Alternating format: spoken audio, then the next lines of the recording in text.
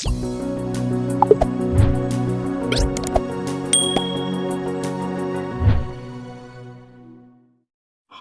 wa syukran lillah, salatu wa salaman ala rasulillah, Sayyidina Muhammad ibn Abdillah wa ala alihi wa sahbihi wa mawala amma ba'du. Yang saya hormati Pak Kepala Kantor, beserta para kasih dan penyelenggara, para pengawas, serta hadirin hadirat yang berbahagia.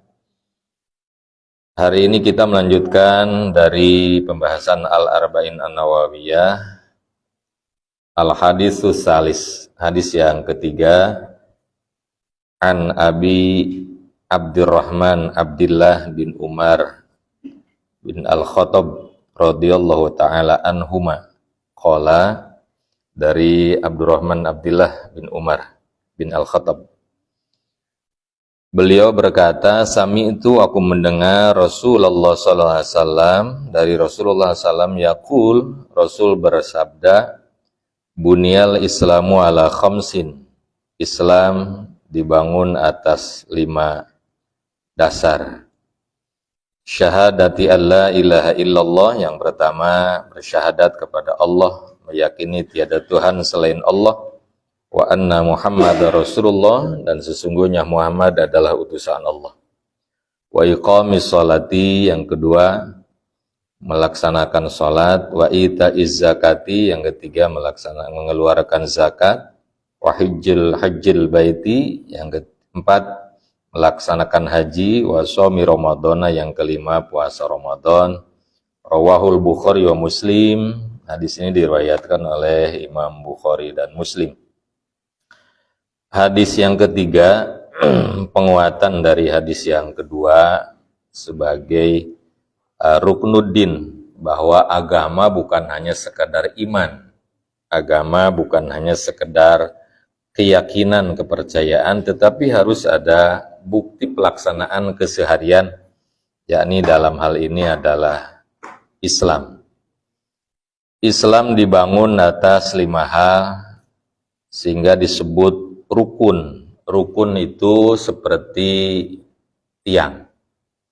Kalau sebuah rumah dibangun atas 4 rukun, 4 pilar, 4 tiang, maka ketika hilang salah satu menjadi roboh. Begitu juga Islam, maka ketika Islam dibangun atas 5 hal, mesti ada semua.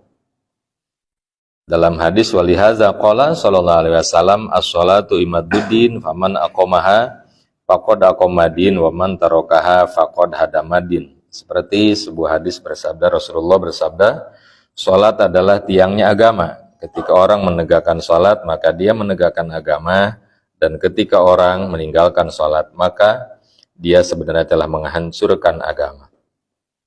Begitu juga wakazarika yukosu al-baqiyah, begitu juga yang lainnya. Tidak ada satu berarti hilang juga, hancur. Berikutnya, rukun Islam sudah familiar di kita, hanya mungkin dalam hal pemaknaan. Yang pertama, syahadatu alla ilaha illallah wa anna Muhammad Rasulullah. Ini bukan hanya sekedar kesaksian pengakuan, tetapi juga menyampaikan berita kepada orang lain. Jadi bukan hanya kita yakin, bukan hanya percaya, tetapi juga kita menyampaikan berita. Seperti di perjalanan tadi, misalnya kita ketemu sesuatu yang kita yakini, misalnya ada kecelakaan atau apa, biasanya langsung cerita ke orang-orang. Ada anu lah. Syahadat kita diperkuatnya dengan sebanyak apa kita menyampaikan pesan la ilaha illallah wa anna Muhammadar Rasulullah.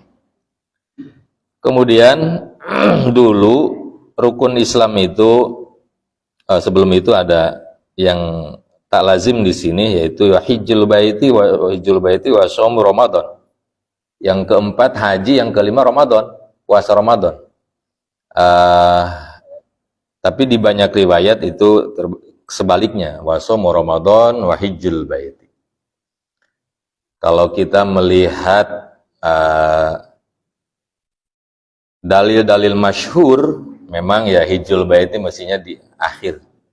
Al-hajjul mabrur laisa lahu jaza illa jannah. Kalau puasa itu man shoma ramadhana imanan wa ihtisaban ghufira lahu ma taqaddam. Kalau zakat itu tutahhiru ma tuzakkihim biha. Salat itu tanha anil fahsya wal munkar. Jadi sampai puasa itu belum sampai masuk surga gitu. Masuk surga sih hanya diampuni. Masuk surganya ketika sampai hijjul bait. Dulu 5 rukun Islam ini seolah tahapannya sebagai sebuah syarat yang harus dilakukan. Seperti kenapa dulu orang tua banyak yang tidak berhaji padahal mampu. Karena seolah menjadi syarat kalau harus haji itu harus benar dulu syahadat, sholat, zakat, puasa. Padahal sesungguhnya itu bukan syarat tetapi isyarat. Isyarat yang memang harus diperbaiki, Kemudian yang berikutnya adalah terkait dengan semua ini memang harus dilaksanakan. Tidak ada yang tidak dilaksanakan atau tidak ada yang tidak siap. Syahadat, sholat, zakat, puasa, haji harus sami'na wa ata'na. Kami dengar dan siap melaksanakan. Jangan sampai sami'na wa asoina. Jangan orang mah haji atau di mana gitu. Lah ayeuna daftar haji 20 tahun moal ka umuran. Komo sakedeng di pangsiun. Padahal tidak begitu secara payaya ya Mas sanes aja. Payaya tadi kayak payaya. Padahal kan rumusnya tidak begitu. Samina wa ata'na ya semua. Maka ketika tadi di maksurat wa qalu sami'na wa ata'na itu dari sebab asbabun nuzul wa in tubdu ma fi anfusikum aw tukhfuha yuhasibkum bihillah. Ketika sahabat mendengar ayat itu, kalau saja hati dikeluarkan semua atau disimpan geus moal kuat karena sesungguhnya tekeyang ibadah hoream perang. Tetapi kata Rasulullah, qalu sami'na wa ata'na. Jangan seperti orang kafir, sami'na wa asoina. Semua yang ada di rukun Islam wajib diniati untuk siap melaksanakan dengan tentu ada upaya. Terakhir haji, itu kalau menurut Imam Syafi'i, kewajibannya adalah fauron. Imam yang lain boleh tarohi. Kalau Imam Syafi'i begitu ada uang 25 juta untuk daftar, wajib saat itu untuk daftar. Wajib saat itu untuk melaksanakan perintahnya. Imam Syafi'i. Kalau imam yang lain tarohi, boleh dikemudiankan. Jika nanti orang mau lobana imam yang lain gitu. Buktinya canda daftar keneh.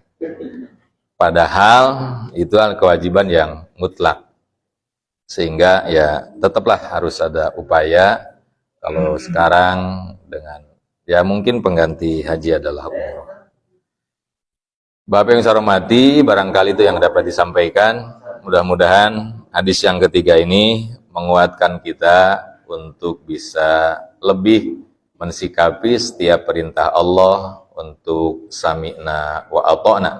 Apa yang Allah perintahkan, kita mendengar dan kita siap untuk melaksanakan. Terima kasih. Allahumma fiqh ala kami thoriq wa lafu minkum. Assalamualaikum warahmatullahi wabarakatuh.